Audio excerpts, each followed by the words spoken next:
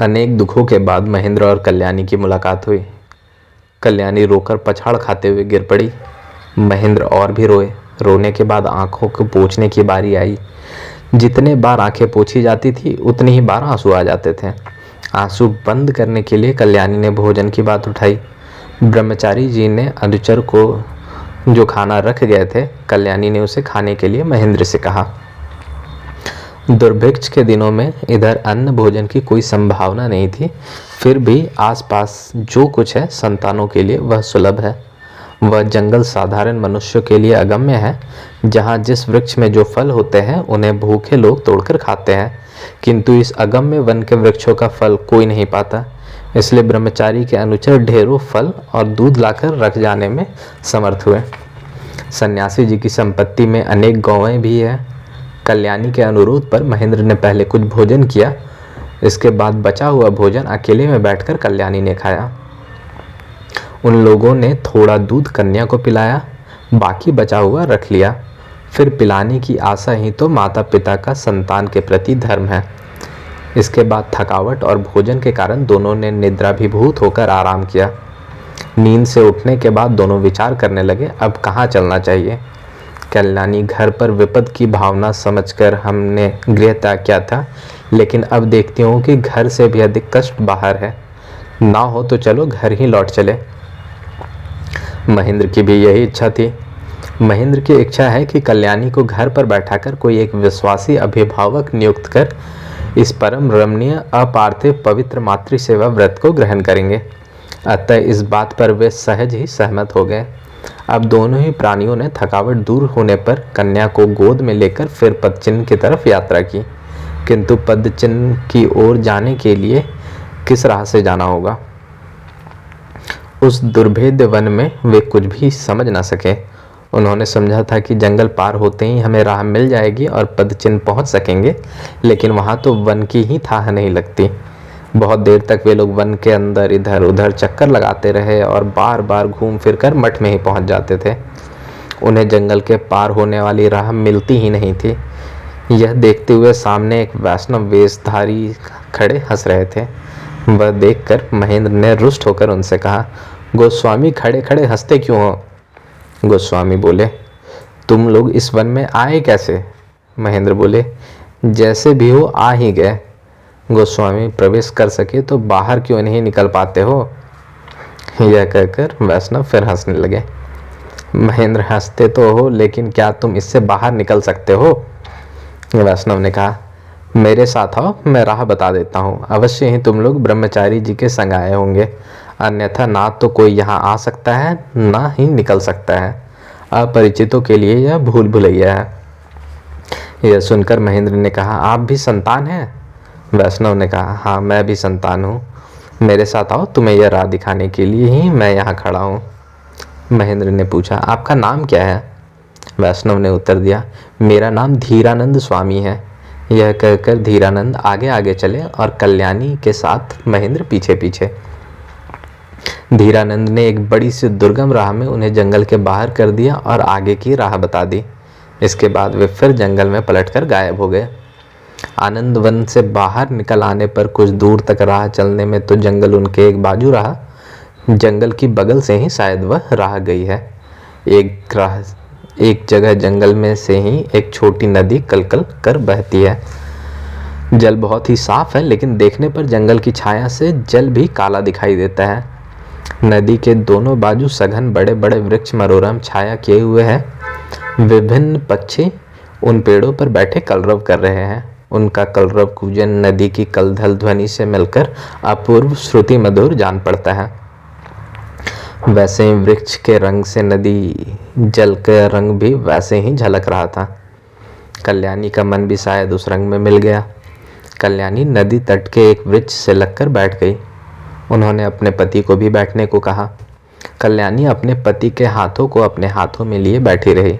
फिर बोली, तुम्हें आज बहुत उदास देखती हूँ। विपद जो आई थी उससे तो उद्धार मिल गया है, अब इतना दुख क्यों।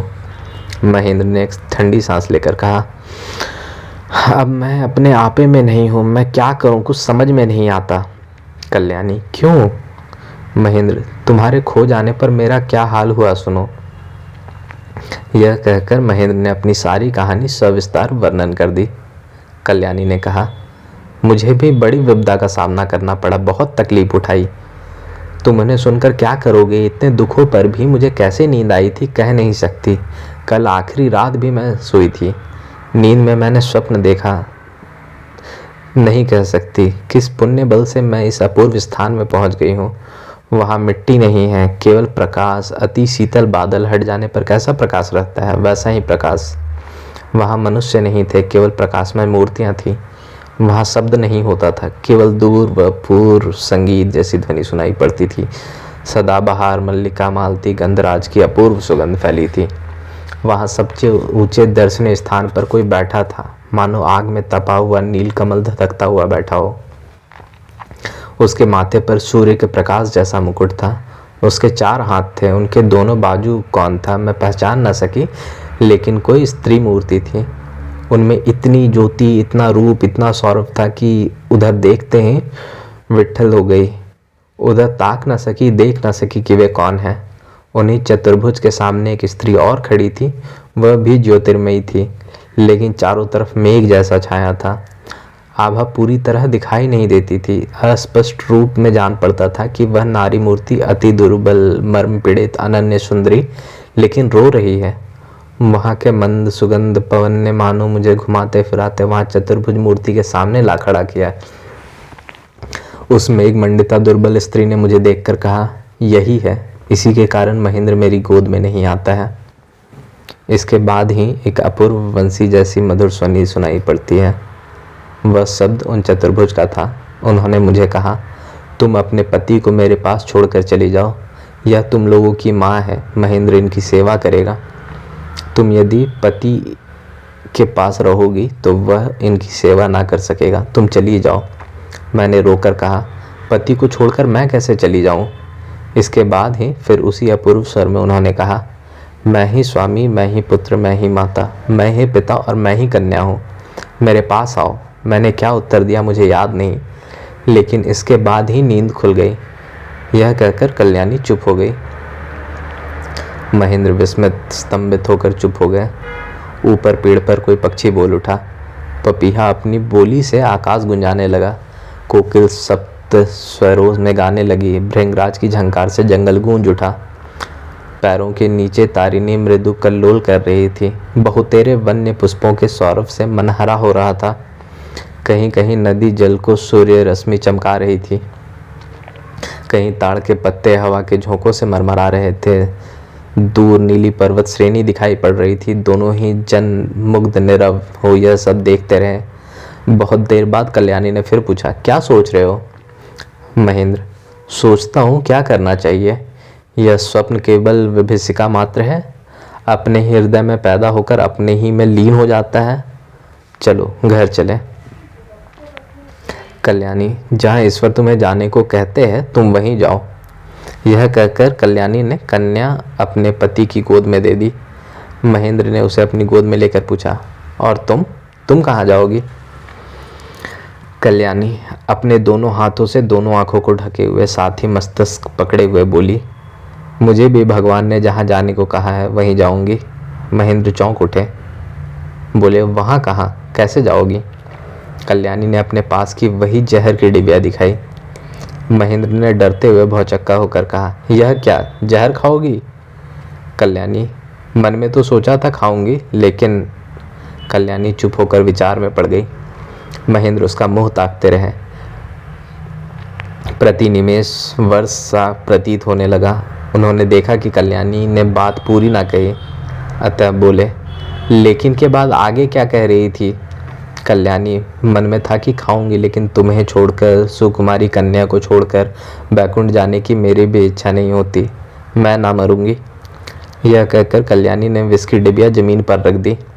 इसके बाद दोनों ही स्त्री पुरुष भूत भविष्य की अनेक बातें करने लगे।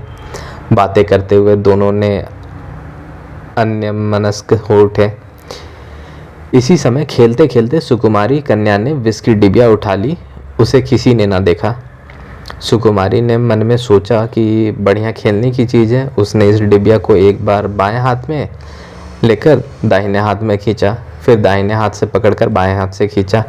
इसके बाद दोनों हाथों से उसे खींचना शुरू किया। फल यह हुआ कि डिबिया खुल गई। उसमें से जहर की टिकिया बाहर गिरी। पिता के कपड़े के ऊपर वह टिकिया गिरी। सुकुमारी ने उसे देखा, मन में सोचा कि यह एक दूसरी खेलने की चीज है। डिबिया के दोनों ढक्कन उसने छोड़ दिए और उस टिकिया को उठा लिया। डिबिया को सुकुमारी ने मुंह में क्यों नहीं डाला नहीं कहा जा सकता, लेकिन टिकिया में उसने जरा भी विलंब न किया। प्राप्ति मात्रेन भोक्तव्य। सुकुमारी ने जब उस जहर की टिकिया को मुंह में डाल लिया, क्या खाया, अरे क्या खाया, गजब हो गया, यह कहती हुई कल्याणी ने कन्या के मुंह में उंगली डाल दी।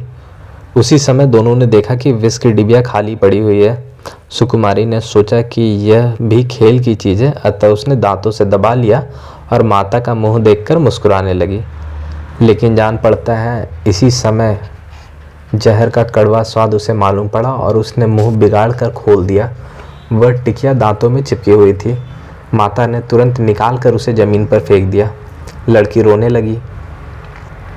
टिकिया उसी तरह पड़ी रही। कल्याणी तुरंत नदी तट पर जाकर अपना आंचल भिगो लाई और लड़की के मुंह में जल देकर उसे धुलवा दिया। बड़ी ही कातर वाणी से कल्याणी ने महेंद्र से पूछा, क्या कुछ पेट में गया होगा? बुरी बात ही माँ बाप के मुंह से पहले निकलती है। जहाँ अधिक प्रेम होता है वहाँ भय भी बहुत अधिक होता है। महेंद्र ने यह कभी देखा ना था कि टिकिया पहले कितनी बड़ी थी। अब उन्होंने टिकिया अपने हाथ में उठाकर उसे देखते हुए कहा, मालूम तो होता है कि कुछ खा गई है। कल्याणी को भी कुछ ऐसा ही विश्वास हुआ। टिकिया हाथ में लेकर बहुत देर तक वह भी उसकी जांच करती रही। इधर कन्या ने 2-1 घूंट रस जो चूस लिया था उससे उसकी दशा बिगड़ने लगी। वह छटपटाने लगी, रोने लगी, अंत में कुछ बेहोश सी हो गई। कल्याणी ने पति से कहा, अब क्या देखते हो, जिस राह पर भगवान ने बुलाया है उसी राह पर सुकुमारी चली, मुझे भी वही राह लेनी पड़ेगी। यह कहकर कल्याणी ने उस टिकिया को उठाकर मुंह में डाल लिया और एक क्षण में निकल गई। महेंद्र रोने लगे। क्या किया कल्याणी, अरे तुमने यह क्या किया है? कल्याणी ने कोई उत्तर न देकर पति के पैरों की धूली माथे लगाई, फिर बोली, प्रभु बात बढ़ाने से बात बढ़ेगी, मैं चली। कल्याणी यह क्या किया कहकर महेंद्र चिल्लाकर रोने लगे। बड़े ही धीमे स्वर में कल्याणी बोली, मैंने अच्छा ही किया, इस नाचीज औरत के पीछे तुम अपनी मातृभूमि की सेवा से वंचित रहते। देखो मैं देव काल्य का उल्लंघन कर रही थी, इसलिए मेरी कन्या गई। थोड़ी और अवहेलना करने से तुम पर विपत्ति आती। महेंद्र ने रोते हुए कहा, अरे तुम्हें कहीं बैठा कर मैं चला जाता कल्याणी, कार्य सिद्ध हो जाने पर हम फिर लोग मिलकर सुखी होते। कल्याणी मेरी सर्वस्व, तुमने यह क्या किया? जिस भुजा के बल पर मैं तलवार पकड़ता, हाय तुमने वही भुजा काट दी। तुम्हें खोकर मैं क्या जीवित रह पाऊंगा? कल्याणी कहाँ मुझे ले जाते, कहाँ स्थान है? माँ बाप सगे संबंधी सब इस दुर्दिन में चले गए हैं। किसके घर में जगह है? कहाँ जाने का विचार है? कहाँ ले जाओगे? मैं कालग्रह हूँ, मैंने मरकर अच्छा ही किया है। मुझे आशीर्वाद दो, मैं उस आलोकमय लोक में जाकर तुम्हारी प्रतीक्षा में रहूँ और फिर तुम्हें पाऊँ। यह कहकर कल्याणी ने फिर स्वामी का पदरेणु ग्रहण किया। महेंद्र कोई उत्तर न देकर रोते ही रहे। कल्याणी फिर अति मृदु, अति मधुर, अति स्नेहमय कंठ से बोली, देखो देवताओं की इच्छा, किसकी मजाल है उसका उल्लंघन कर सके। मुझे जाने की आज्ञा उन्होंने दी है, तो क्या मैं किसी तरह भी रुक सकती हूँ? मैं स्वयं न मरती तो कोई मार डालता। मैंने आत्महत्या कर अच्छा ही किया है। तुमने देशोद्धार का जो व्रत लिया है उसे तन मन धन से पूरा करो, इसी में तुम्हें पुण्य होगा। इसी पुण्य से मुझे भी स्वर्ग लाभ होगा। हम दोनों ही साथ साथ अक्षय स्वर्ग सुख का उपभोग करेंगे। इधर बालिका एक बार दूध की उल्टी कर संभलने लगी। उसके पेट में जिस परिमाण में विष गया था वह घातक नहीं था, लेकिन महेंद्र का ध्यान उस समय उधर न था। उन्होंने कन्या को कल्याणी की गोद में दे दोनों का प्रगाढ़ आलिंगन कर फूट फूट कर रोना शुरू किया। उसी समय वन में से मधुर किंतु मेघ गंभीर शब्द सुनाई पड़ने लगे। हरे मुरारे मधुकैट भारे, गोपाल गोविंद मुकुंद सौरे। उस समय कल्याणी पर विष का प्रभाव हो रहा था। चेतना कुछ लुप्त हो चली थी। उन्होंने अवचेतन मन से सुना, मानो बैकुंठ से यह अपूर्व ध्वनि उभर कर गूंज रही है, हरे मुरारे मैकुट धारे, गोपाल गोविंद मुकुंद सौरे। तब कल्याणी ने अप्सरा निंदित कंठ से बड़े ही मोहक स्वर में गाया, हरे मुरारे मधुकैट भारे, वह महेंद्र से बोली, कहो हरे मुरारे मधुकैट भारे। वन में गूंजने वाले मधुर स्वर और कल्याणी के मधुर स्वर पर विमुग्ध होकर कातर हृदय से एकमात्र ईश्वर को ही सहाय समझकर महेंद्र ने भी पुकारा, हरे मुरारे मधुकैट भारे। तब मानो चारों तरफ से ध्वनि गुंजायमान होने लगी, हरे मुरारे मधुकैट भारे। और मानो वृक्ष और पत्तों से भी आवाज आने लगी, हरे मुरारे मधुकैट भारे। नदी की कलकल ध्वनि में भी वही शब्द हुआ, हरे मुरारे मधुकैट भारे। तब महेंद्र अपना शोक संताप भूल गए। उन्मत्त होकर वे भी कल्याणी के साथ एक स्वर में गाने लगे, हरे मुरारे मधुकैट भारे। जंगल में से भी उसके स्वर से मिली हुई वाणी निकली, हरे मुरारे मधुकैट भारे। कल्याणी का कंठ क्रमशः क्षीण होने लगा, फिर भी वह पुकार रही थी, हरे मुरारे मधुकैट भारे। इसके बाद ही उसका कंठ क्रमशः निस्तब्ध होने लगा। कल्याणी के मुंह से अब शब्द नहीं निकलता, आंखें बंद हो गई, अंग शीतल हो गए। महेंद्र समझ गए कि कल्याणी ने हरे मुरारे करते हुए बैकुंठ प्रयाण किया। इसके बाद ही पागलों की तरह उच्च स्वर में वन को कंपित करते हुए, पशु पक्षियों को चौंकाते हुए महेंद्र पुकारने लगे, हरे मुरारे मधुकैट भारे। इसी समय किसी ने आकर उसका आलिंगन किया और उन्हीं स्वर में वह भी कहने लगे, हरे मुरारे मधुकैट भारे।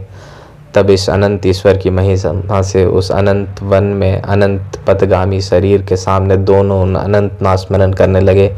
पशु पक्षी नीरव थे, पृथ्वी अपूर्व शोभामयी थी। इस परम पावन गीत के उपयुक्त मंदिर था वह। सत्यानंद महेंद्र को बाहों में संभाल कर बैठ गए।